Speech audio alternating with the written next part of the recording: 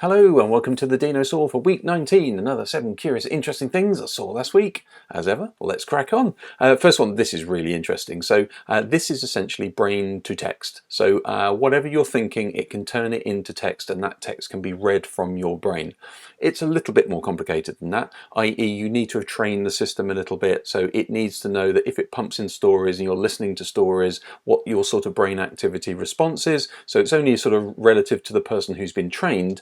But if you are put into an fMRI scanner, then it means it can read the activity of your brain, and it can use, essentially like ChatGPT, it can kind of come up with what you're thinking. Sometimes it's one-to-one, like literally it will describe, if you're listening to a story and you're thinking of the words, it can actually generate those words. If you're watching a video, or if you're thinking of a more sort of nebulous thing, then it can sort of try and describe the situation you're in. So that's really interesting. So especially if, for instance, maybe you don't have the use of your speech, or maybe you have suffered some injury, then this is maybe a really interesting way to communicate, plus other things. Imagine this. Grimes, I mentioned this I think last week. She has basically said, look, hey, you can use my stuff, and you can sound like me if you want, and if you do, and if it becomes popular, then let's talk about a revenue share 50-50. So this is what has now happened. So there is now elf.tech. If you go there, it is a portal, and you can Grimesify your own stuff. So I've had a go at this. It's quite let's just say it's quite funny. So there's a couple of cool things about this. So basically, if you want to do it, you can go to the thing, press create, upload your vocal track, and it will then allow you to download a vocal track which has been Grimesified. It will also, for instance, if you go to, where is it, the stems, there's like a 16 gigabyte stems library there. That's all the parts of the music that she's released as well, or some parts.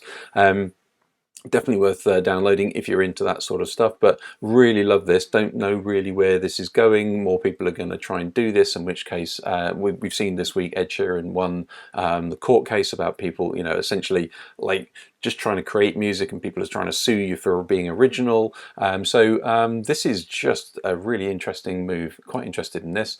This is from NVIDIA. They had a really big conference. SIGGRAPH, for instance, they had lots of sort of interesting stuff come out. If you want to have a look at their hair simulator, they've got a really cool hair simulator. But I thought this was really, really interesting, especially relevant to people like Sky.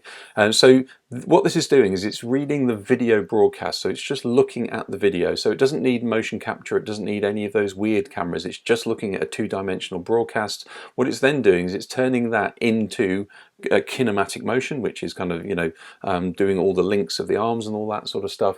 What it can then do is it can be then trained to play a game. So it understands what the character's doing, and it can then use that to manipulate the character to do different things. So for instance, if it's been trained on a double backhand, it can do a double backhand. You can then tell it to do certain tasks, which let's wait for the video to come up because it's really, really interesting to see. You'll see a little red dot on the floor. That's what it's trying to hit. That's its task. In this case, well, it can just always hit the random target. It can basically multiply, you can do all sorts of stuff. Lots of people can hit the same target.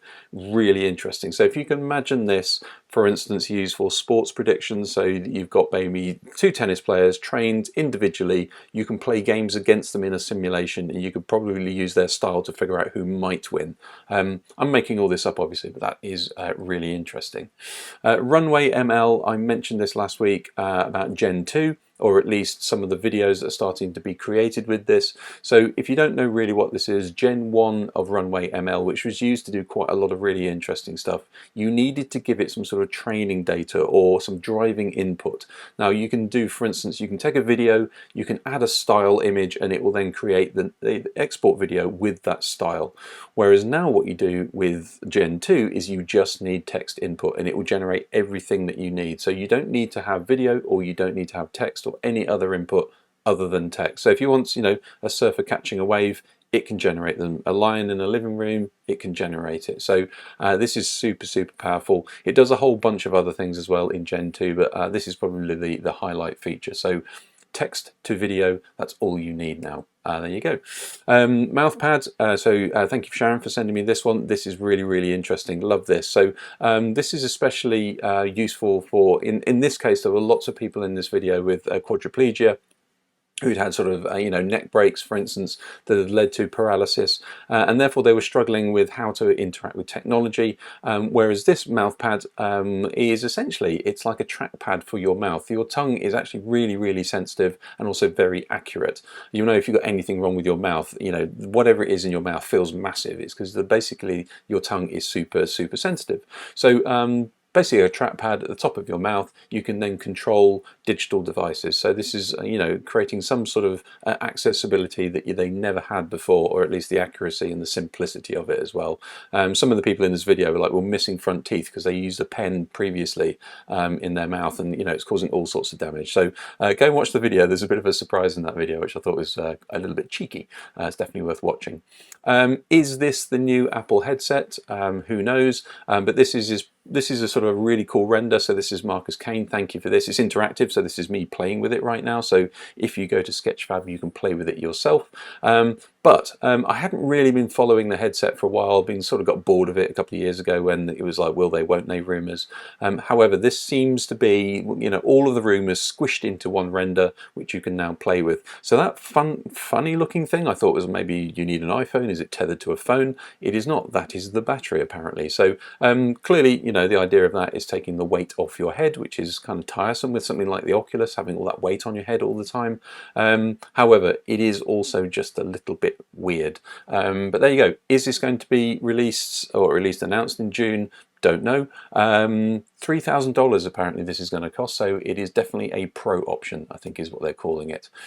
And finally, talking about user-generated content, I'm not seeing a huge amount of it recently. This is a really good example. So this is Chris Cow. I assume he's got a proper name. However, this is trying to render the fourth dimension in Minecraft. So I originally saw a video of essentially the universe trying to be rendered in Minecraft, but it's a really interesting video. It's quite a long video, but if you're interested in, say multi-dimensional or Euclidean space, which is kind of seeing everything all at the same time, which is kind of a summary of fourth dimensional space, then this is a really interesting video. So it talks about all the concepts and things like that. But the things you can do in Minecraft are just mind-blowing. There you go.